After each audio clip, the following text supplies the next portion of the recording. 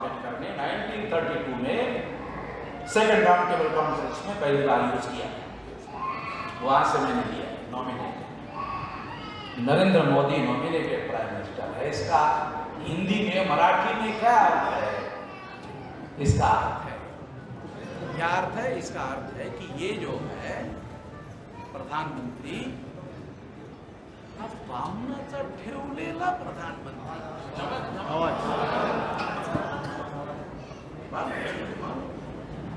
मैं जब बोलता हूं तो पंडित को मालूम है वामन मेश्राम को बोलने से रोकने वाली कोई ताकत कोई ब्रह्मा वामन को दूर की बात है, कोई ब्रह्मा वामन मेश्राम को रोक नहीं लगा सकता। अच्छा, ब्रह्मा क्यों नहीं रोक लगा सकता पता है? हमारे कुछ पता नहीं है भाई, पता नहीं। देखो ब्रह्मा, अभी आपका वोटर कार्ड होता है तो वोटर कार्ड बनाने वाला क्या है? एड्रेस है क्या? तुम्हारा एड्रेस है? कहाँ रहते हो? अब ब्रह्मा को पूछो, बताओ तुम्हारा एड्रेस कहाँ है? तो एड्रेस ही नहीं है, वोटर कार्ड बनेगा ब्रह्मा? भारत के संविधान के अनुसार जिसका वोटर कार्ड है वो तो कुछ बनाने और बिगाड़ने वाला है। अब जिसका कोई वोटर कार्ड ही नहीं है, न वो बना सकता है न बिगाड़ सकता है। भारत का संविधान क्या कहता है वो बता रहा हूं, लोगों को समझ में आ जाए। जिसके पास वोटर कार्ड है वो या तो बना सकता है या तो बिगाड़ सकता है।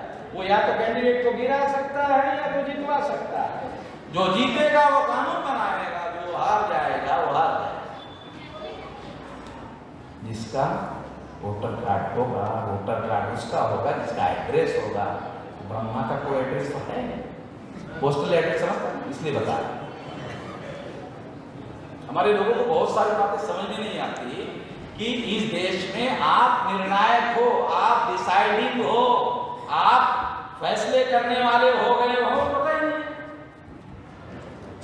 हमारे लोगों को 26 जनवरी 1950 को ये अधिकार बाबा साहब अम्बेडकर ने दे दिया कि तुम हो मुस्तकबिल निर्धारित करने वाले लोग। तुम देश का मुस्तकबिल, देश का भविष्य निर्धारित करने का ये पावर मैं दे रहा हूं तुम्हारे पास। रानी के पेट से राजा पैदा नहीं होगा। अब जो राजा है वो बैलेट बॉक्स से निकलेगा।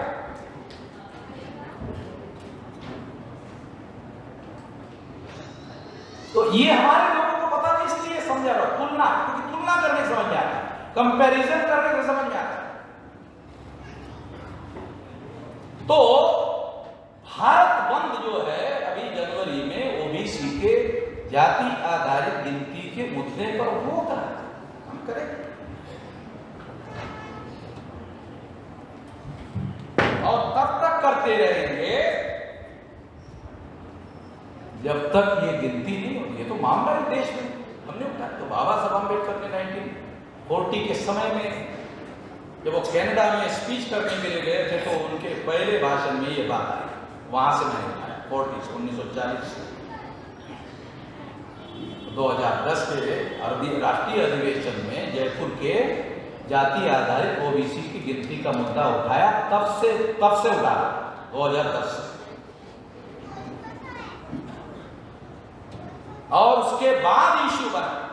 उसके बाद हमारे मामले को उठाने के बाद पार्लियामेंट 3 दिन बंद हो गई।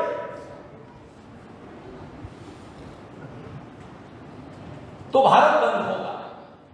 और भारत बंद क्यों होगा? संगठित शक्ति की वजह से होगा।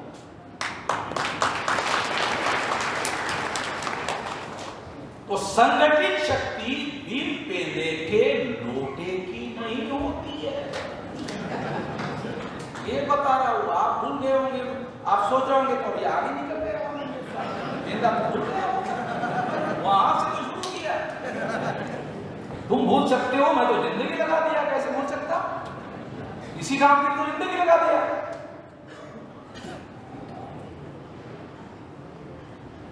तो जब तक इन लोगों की संगठित शक्ति निर्माण नहीं होगी और कोई ऑब्जेक्टिव नहीं होगा, कोई आइडियोलॉजी नहीं होगी, कोई विचारधारा नहीं होगी, तब तक कुछ नहीं होना है।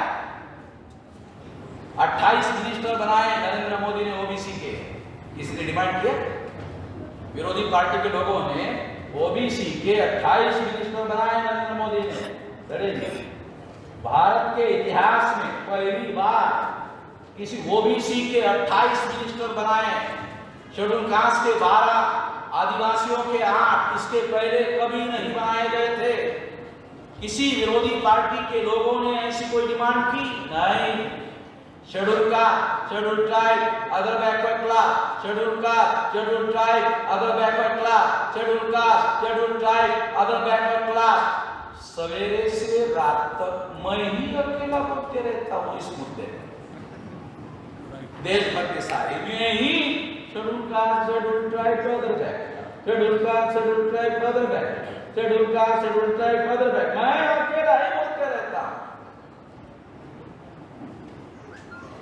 तो 28 ओबीसी के मंत्री बना, जैसे नरेंद्र मोदी नॉमिनेटेड है।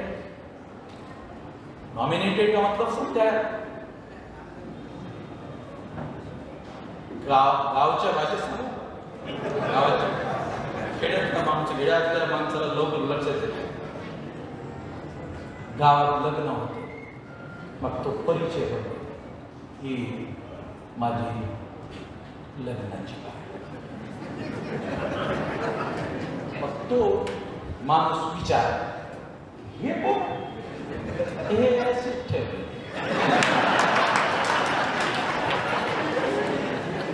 नरेंद्र मोदी तसाच ठेवले।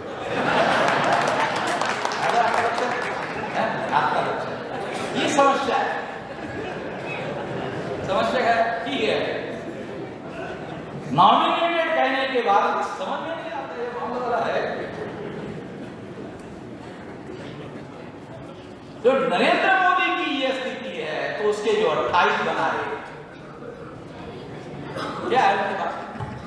28 मंत्री बनाए, 12 शेड्यूल कास्ट के बनाए, 8 आदिवासी के बनाए। नरेंद्र मोदी ने दूसरे दिन मीटिंग लिया। मीटिंग लेने के बाद उनको क्या कहा नरेंद्र मोदी ने?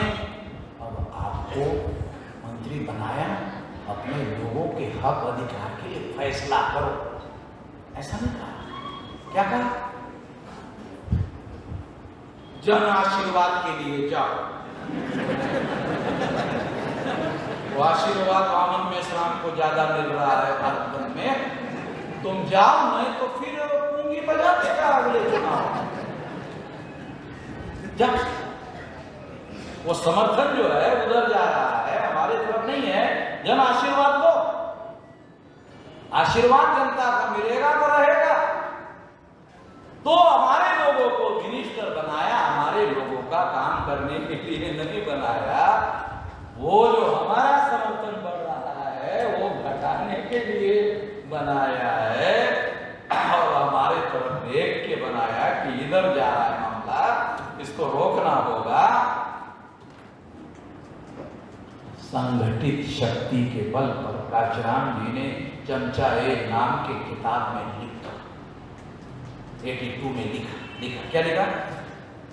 जब स्वाभिमानी, स्वावलंबी, स्वनिर्भर राष्ट्रव्यापी आंदोलन आगे बढ़ता है, तब चमचों की मांग बहुत ज्यादा बढ़ जाती है। दलालों की मांग बहुत ज्यादा बढ़ जाती है, भड़वों की मांग बहुत ज्यादा बढ़ जाती है।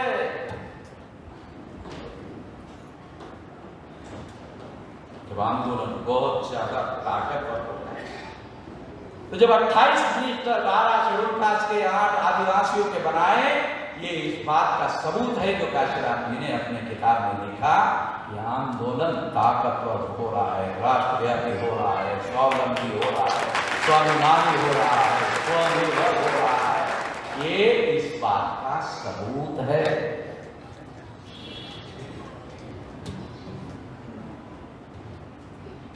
अब हमारे पास इतने साल तक संगठन बनाया, 45 साल समय लगाकर संगठन बनाया, अभी हमारे पास क्या काम था?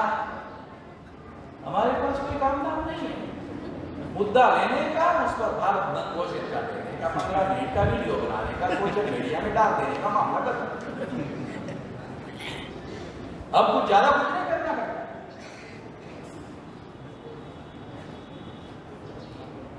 तो हमारे पास संविधान के द्वारा 3 बड़े अधिकार, जिसको हम बड़े पैमाने पर आने वाले समय में हमारे लोगों के हक और अधिकार बढ़ाने के लिए उपयोग करेंगे बड़े पैमाने।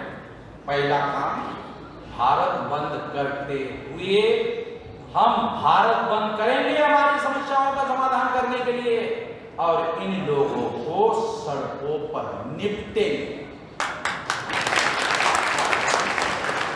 निपटेंगे, समझ में? निपटेंगे, निपटेंगे आता कुछ लोगों को निपटेंगे। ये गिल्ली डंडू का खेल नहीं है बच्चों का, निपटेंगे जो है। तो हम अभी इस भाषा का उपयोग क्यों कर रहे हैं? संगठित शक्ति निर्माण की इसलिए कह रहा हूं, निपटेंगे। तुम हमारी समस्याओं का समाधान नहीं करोगे तो तुम्हें सड़कों पर निपटेंगे। संविधान के आर्टिकल 19 में बाबा साहब आंबेडकर ने हमें ऐसा अधिकार दिया। पढ़ लो, क्योंकि हमारे लोग क्या कहते रहते हैं, बाबा साहब ने संविधान लिखा, बाबा साहब ने संविधान लिखा, बाबा साहब आंबेडकर ने संविधान लिखा। अच्छा लिखा, देखा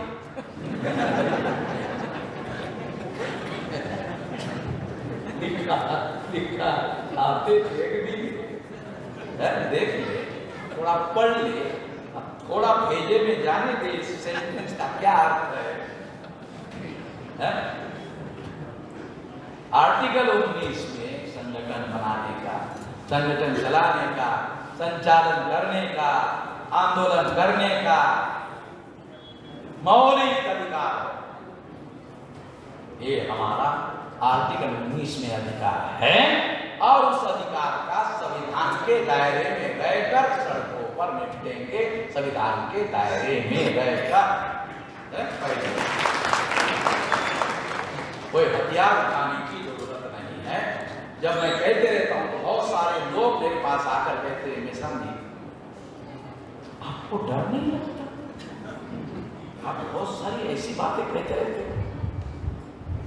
तो मुझे डर इसलिए नहीं लगता है क्योंकि सबूत मैं पहले इकट्ठा करता हूं, बोलता बाद में। पहले सबूत रखता हूं फिर बोलता। नहीं मिलता तो लंदन में जाता, क्योंकि ब्राह्मणों के सारे सबूत को लेके गए वहां रखे हुए। मैंने लंदन में जाकर पूछा अंग्रेजों को कि बाबा साहब अम्बेडकर ने जिस मनुस्मृति का रेफरेंस के तौर पर अपने किताब में उल्लेख किया है, वो मनुस्मृति उस लेखक की मुझे चाहिए, कहाँ मिलेगी? कहा कि लंदन में नहीं मिलेगी। कहाँ मिलेगी? कहा ऑस्ट्रेलिया में। नहीं, ऑस्ट्रेलिया में क्यों मिलेगी? हमारे अंग्रेज वहां भी हैं।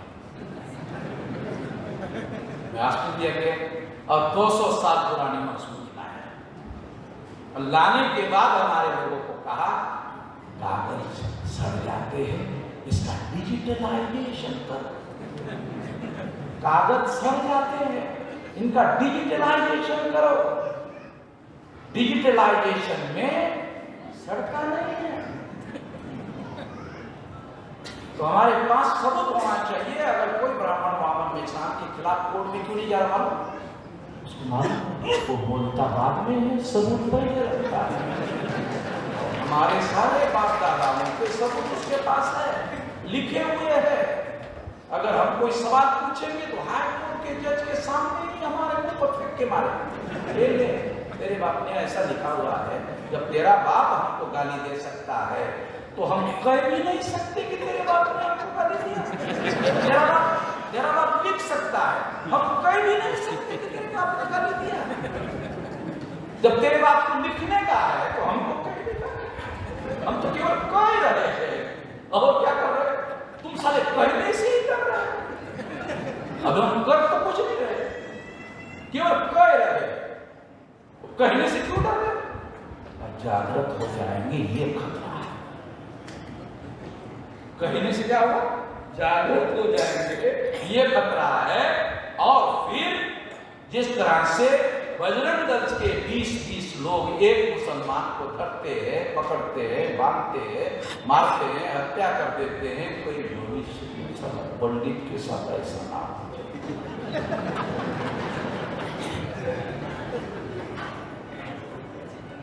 हमने पूछा कि तुम्हारे बजरंग दल के लोग ऐसा करते हैं, हम सारे देशभर में भाषण देते हैं, कभी वामसेन के आदमी ने, भारत मुक्ति मोर्चा के आदमी ने, बहुजन क्रांति मोर्चा के आदमी ने किसी ब्राह्मण को धरा, बांधा, पीटा, मारा, हत्या किया, है कोई एग्जाम्पल है?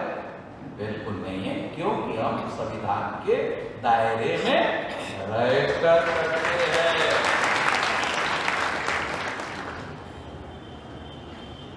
एक तो ये बात क्या है, दूसरी बात ये हथियार है हमारे पास। दूसरा हथियार क्या है? इस देश में SC, ST, OBC के ही लोगों की संख्या 74.5% है, माइनॉरिटी को मिलाकर ये 85% हो रहा है, मगर केवल मात्र SC, ST, OBC की 74.5% है। 37% वोटों के आधार पर नरेंद्र मोदी देश का प्रधानमंत्री बना, हमारे 74.5% है। आपको कुछ नहीं करना है, कुछ नहीं करना है, जाके बटन दबा देना है, ये हमारा आदमी है, उसके समर्थन कुछ नहीं करना। राजनीतिक हस्तक्षेप करने का हुनर पैदा करो। आप लोगों के पास पावर है राजनीतिक हस्तक्षेप करने का। आप लोगों को क्या पता है?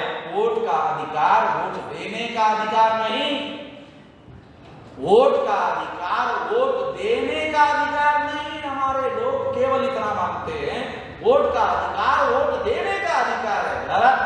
वोट का अधिकार वोट देने का अधिकार नहीं है, शासक बनने का अधिकार है। जिस दिन वोट का उपयोग शासक बनने के लिए करोगे, देने के लिए नहीं।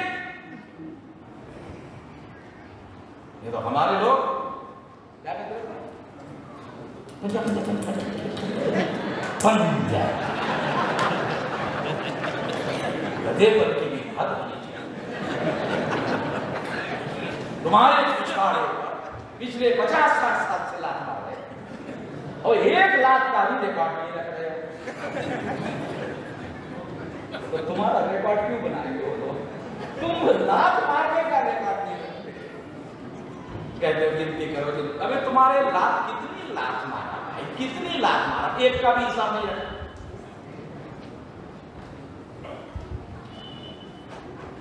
हिसाब रखने वाले लोगों को मिलते अधिकार, हिसाब रखना होगा।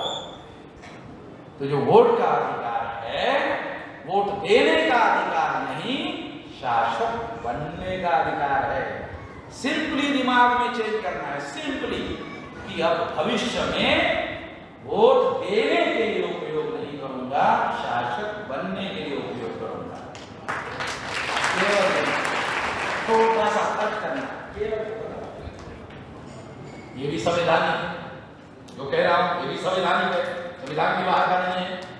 तो इसके लिए आने वाले समय में हमें बड़ा हस्तक्षेप करने के लिए तैयार होना चाहिए, तैयार रहना चाहिए। और इसके लिए जो हमारे पास संगठित शक्ति है, हम अपने 85% लोगों को राजनीतिक हस्तक्षेप करने के लिए तैयार करें। ऐसे करना है और समझना, ये भी संविधान के दायरे में रहकर ही है। तीसरा, अगर कोई गलत बात हो रही है तो आप सुप्रीम कोर्ट में जाकर उसे रद्द करवा सकते हो। मैं ईवीएम मशीन के विरोध में गया 24 अप्रैल 2017 को, सुप्रीम कोर्ट ने मेरे केस में मेरे फेवर में निर्णय दिया। इस सारे देश के ईवीएम मशीन को पेपर ट्रेन मशीन लगे। मैंने सुप्रीम कोर्ट से ऑर्डर लाया, मैंने 24 अप्रैल 2017 को ईवीएम मशीन को पेपर ट्रेन मशीन मेरे केस में सुप्रीम कोर्ट ने ऑर्डर दिया। तब 2019 के चुनाव में हर ईवीएम को पेपर ट्रेन मशीन लगी और उसका डाटा नरेंद्र मोदी को और चुनाव आयोग को पहले ही डिस्ट्रॉय करना पड़ा। तो मामला सुप्रीम कोर्ट में वो डाटा डिस्ट्रॉय किया गया है, फंसे हुए, और सुप्रीम कोर्ट अभी ओपन नहीं हुई, ओपन हुई रे हुई, दूसरे ही दिन वापस में सब सुप्रीम कोर्ट में हाजिर हो जाएगा। डॉक्यूमेंट्री है। जब हमने ड्राफ्ट तैयार किया सुप्रीम कोर्ट में ईवीएम का, सीनियर काउंसिल था, उसको दिया, किसने लिखा? हमने लिखा। आप कितने वकील पढ़े हुए? कहा बिल्कुल पढ़े हुए नहीं है वकील। कैसे लिख सकते हो? आप बोल रहे आपने लिखा है, कैसे लिख सकते हो? तो हमने कहा अगर किसी दूसरे वकील से ये लिखवाया होता तो उसी को वकील नहीं बनाते सुप्रीम कोर्ट में, तुम्हारे पास क्यों आते? हम सुप्रीम कोर्ट में खड़े नहीं हो सकते, इसलिए तो तुम्हारे पास आए हैं। ये लिखा हमने, तब समझना। तो ड्राफ्ट लिखा, हमारे वकील को सुप्रीम कोर्ट के चीफ जस्टिस ने एक बात भी बोलने नहीं दिया, बगैर बोले ही हमारे फेवर में फंसा। आर्गुमेंट करना पड़ता है सुप्रीम कोर्ट में। हमने ड्राफ्ट ऐसा तैयार किया था, हमारे वकील को एक बार भी आर्गुमेंट के लिए खड़ा नहीं होना पड़ा, और जजमेंट हमारे फेवर में, ऐसा ड्राफ्ट है। समझ में आ गया कि सुप्रीम कोर्ट की लड़ाई कैसे जीती जा सकती है, अनुभव हो गया। तो सुप्रीम कोर्ट में भी हमारे लिए आर्टिकल 32 के तहत संविधान के वो भी एक रास्ता संवैधानिक है, वो भी लड़ाई लड़े। तो ये इसलिए बता रहा हूं कि हमारे पास संवैधानिक दायरे में रहकर लड़ाई लड़ने के लिए बहुत कुछ है, और उसका उपयोग करके आने वाले समय में हमारे लोगों को हक और अधिकार दिलवाए जाएंगे। कोई हथियार उठाने की जरूरत नहीं। इसने तो भी कहा कि अभी हम डंडे उठा रहे हैं तो तलवार भी उठा, जरूरत नहीं है। ऐसा बटन दबाने की जरूरत है, हथियार हथियार क्या उठाते हो? इतना ही कर तो हम अपने लोगों को तैयार करने की ऑब्जेक्टिव के आधार पर, विचारधारा के आधार पर, कार्यक्रम के आधार पर चलना होगा और सफलता मिलेगी। आखिरी बात, काशीराम जी ने अपने एक वीडियो में भाषण में कहा, वो कहकर बात समाप्त कर देते। क्या कहा था? कहा था हम इस देश का राजपाट वोट से बदलेंगे, हम इस देश का राजपाट वोट से बदलेंगे, मगर हथियारों की भी तैयारी करके रख लेनी चाहिए।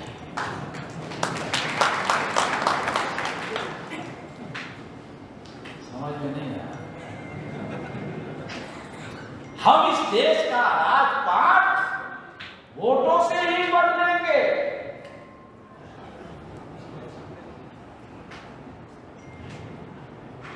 तैयारी हथियार की भी करके रखें।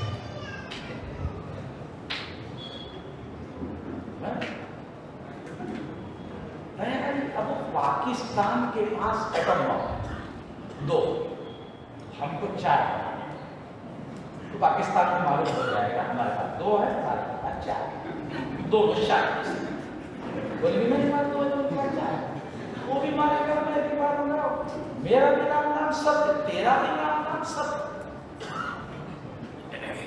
तैयारी अब थोड़ा बहुत समझ में आएगा। तैयारी जरूरी नहीं है चला तैयार, सामने वाले को पता चलता उसकी भी बराबरी में तैयारी है, समझ रहे? उसकी भी बराबरी में तैयारी है। तो हम लोग शांतिपूर्ण तरीके से ही बहुत बड़ा बदलाव ला सकते हैं। प्रण कर लो, एक आदमी को 10, 20, 25, 50, 100 लोगों को आप तैयारी करो, लोगों को जागृत करो, बस कुछ नहीं, इतना करो। यदि आप ऐसा करते हो तो करोड़ों लोग जो है इस देश में तैयार हो जाएंगे। अभी मेरी 64 एज खत्म, अभी 20 साल तक तो मैं हूं। देखो नरेंद्र मोदी ने जब प्रधानमंत्री पद का दावा किया था तो अडवाणी की उम्र 89 साल, तो 89वें साल में अडवाणी ने कहा नहीं तेरे को मैं अभी हूं 89, तो 64 में 20 मिला हो तो 84 ही होता है, 89 नहीं होता। कैलकुलेट करो। तो भाई ये 20 साल में अब हम जो करने वाले हैं संविधान के दायरे में रहकर इन लोगों का नाम सत्य करें। ये लोग कहते रहते अमन मेजराम नाम का नाम नहीं लेता है, ये लोग कहते रहते अमन मेजराम नाम का नाम लेता नहीं, लिया अभी आप लोगों के सामने लिया, केवल लिया नहीं, ये देखो यार रिकॉर्ड में रिकॉर्ड में बोलता हूँ ऐसे ये रिकॉर्ड में बोलने के लिए बहुत चौड़ी छाती चाहिए। मैं केवल हवा में नहीं बोलता हूँ, रिकॉर्ड में बोलता हूँ। तो 20 साल बहुत लंबा हो गया सर, 20 साल में हम लोग इस देश में इन पुष्यमित्र शुंग ने सम्राट बृहद मौर्य की हत्या की और हमारे मूल निवासियों का साम्राज्य इस देश में खत्म किया। अफगानिस्तान तक मौर्य साम्राज्य की भूमि भारत भूमि थी, आज भारत का नक्शा छोटा हो गया। जिसने पुष्यमित्र शुंग ने, जिस ब्राह्मण ने सम्राट बृहद मौर्य की हत्या की, उसकी वजह से, उन ब्राह्मणों की वजह से भारत का नक्शा छोटा हो गया। और अगर नहीं मारा होता तो अफगानिस्तान तक हमारी भारत भूमि इतने बड़े निशान। देखो अभी भी देखो, नक्शा देखो, मौर्यकालीन भारत का नक्शा देखो तो पता चलेगा। हमारे पुरखा चंद्रगुप्त मौर्य से लेकर सम्राट बृहद मौर्य तक हमारे पुरखे, हमारा सम्राट। इसलिए आने वाले समय में जो हम लोग ऐसे गहरे नत्थु गहरे नहीं हमारे हैं, आप लोगों को लगता है ऐसा? हमारा साम्राज्य था भाई। ये क्यों ऐसी बातें फेंकते रहते? 370 370 370 370 पाकिस्तान ऑक्युपाइड कश्मीर का 1 इंच भूमि लाए 370, जो सारी पहले से भारत के अंदर भूमि है उसको 370 लागू किया। पाकिस्तान ऑक्युपाइड कश्मीर है, वहां से 1 इंच जमीन लाए, डिग्री है, बड़ी डिग्री है, 1 इंच भूमि नहीं लाया पाकिस्तान ऑक्युपाइड कश्मीर। तो इस तरह से ये हमारा पुरखों का जो साम्राज्य देश में था, तो हम कोई गहरे नत्थु खैरे लोग नहीं है, हम लोगों का भी इस देश में साम्राज्य था। तो सत्व जगाने की जरूरत, वो सत्व जगाने की जरूरत है और इसके लिए ही हम लोग सारे देश भर में लगे हुए हैं। और आने वाले समय में ये 20 साल 2000 साल चले गए, 20 साल कहाँ ज्यादा। यहाँ जो बुढ़ा आदमी होगा वो भी सुन रहा होगा तो सोचता होगा 20 साल बोला, मैं भी जाने वाला नहीं, मैं भी उम्मीद पर दुनिया कायम होती है। उम्मीद होती है तो आदमी आशावादी होता है, उम्मीद नहीं होती है तो निराश हो जाता है। तो उसको 20 साल की उम्मीद का 20 साल ठीक, कोई बात नहीं, ये हम बोल रहे देख वो भी काम नहीं हो जाए। तो इस तरह से आने वाले समय में हम लोग, हमारे लोगों का, हमारे पुरखों का जो साम्राज्य था वो पुनर्जीवित करेंगे। उन लोगों को शासक वर्ग में तब्दील करेंगे। इसके लिए तैयारी चल रही है। इस तैयारी में आप भी सहभागी हो जाओगे, इस आशा और विश्वास के साथ आपने हमारी बात ध्यान से सुनी, इसके लिए आभार, धन्यवाद। साथियों, 1 रुपए में आजादी जो हॉल में पैसा जमा किया उसमें मैं आमंत्रित करता हूँ। वो पैसा 10,567 रुपया गाथा अभिजित भगत श्रावणी वर्षामालामे बादल अनसोड हे सर्व मुलं येतील आणि स्टेजवर त्यांनी 10,567 मी आमंत्रित करतो आभार प्रदर्शन करण्यासाठी माननीय चोपडे सर यांना। या राष्ट्रीय ओबीसी पिछड़ा वर्ग मोर्चा तथा राष्ट्रीय किसान मोर्चाच्या संयुक्त अधिवेशनाचे सन्माननीय अध्यक्ष माननीय अमन मेश्राम साहेब, राष्ट्रीय अध्यक्ष भाऊसाहेब नवी दिल्ली यांनी 5 विषयांच्या अनुषंगाने आपल्याला विस्तृत मार्गदर्शन केले, त्याबद्दल त्यांचे आयोजकांच्या वतीने आभार मानतो। त्याचप्रमाणे माननीय डॉक्टर रवी जाधव साहेब, इंडियन मेडिकल प्रोफेशनल असोसिएशन, माननीय कल्याणराव दळे साहेब, माननीय कल्याणराव भोंडे, माननीय अरविंद वाळे, माननीय गजानन मुल्ले सर, माननीय प्रदीप भाऊ वादाफळे, माननीय बिपिन भाऊ चौधरी, माननीय प्रदीप राऊत सर, माननीय वसंतराव ठोके, त्याचप्रमाणे आदरणीय बबन महाराज, गोरगंजा क्रांती संघ, दीपक इंगळे साहेब, माननीय चंद्रकांत पाटील भोसरकर सर, माननीय विश्वासराव पाटील या सर्वांनी जे आपल्याला मार्गदर्शन केलं, या ठिकाणी आपली उपस्थिती दर्शवली, त्याबद्दल त्यांचे सर्वांचे आभार मानतो। त्याचप्रमाणे या ठिकाणी आपल्याला हॉल उपलब्ध करून दिला त्याबद्दल आयोजन आणि नियोजनाची जबाबदारी आमच्या मुले सरांनी विशेष त्यांचे आभार मानतो। त्याचप्रमाणे पोलीस प्रशासनाने सुद्धा आपल्याला केलेल्या सहकार्याबद्दल त्यांचेही आभार मानतो। फंड गोळा करणारे त्यांनी वैयक्तिक निधी या ठिकाणी दिला तर सर्व आणि विविध जिल्ह्यांमधून या ठिकाणी आपण उपस्थित झाला। त्याचप्रमाणे तावडी रेस्टॉरंट संजय मावळे भाऊ प्रमुख उपस्थितांना त्यांनी इथे जे जेवण दिलं आहे त्याबद्दल त्यांचे सुद्धा संयोजकाच्या वतीने आभार मानतो। आणि या ठिकाणी विविध संघटनांचे पदाधिकारी तथा सर्व उपस्थितांनी या ठिकाणी आपली उपस्थिती लावली आणि तन धनाने या कार्यक्रमाला सहकार्य केलं। सर्वांचे आभार मानतो आणि अध्यक्षांच्या परवानगीने हा कार्यक्रम संपला असं जाहीर करतो। धन्यवाद।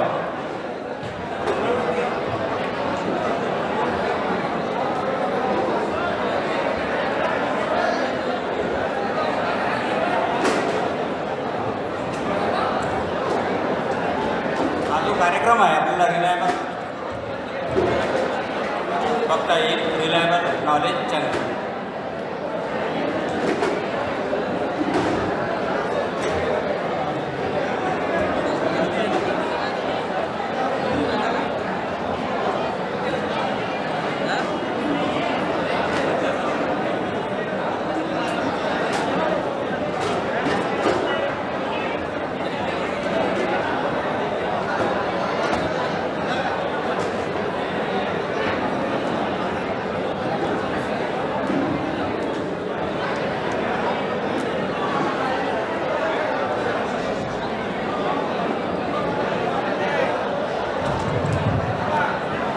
भारतीय विद्यार्थी मोर्चा पुसद जिल्हा युनिटच्या कार्यकर्ता आणि पदाधिकाऱ्यांना विनंती करण्यात येते की आपण स्टेजच्या डाव्या बाजूला जमावं। भारतीय विद्यार्थी मोर्चा पुसद जिल्हा।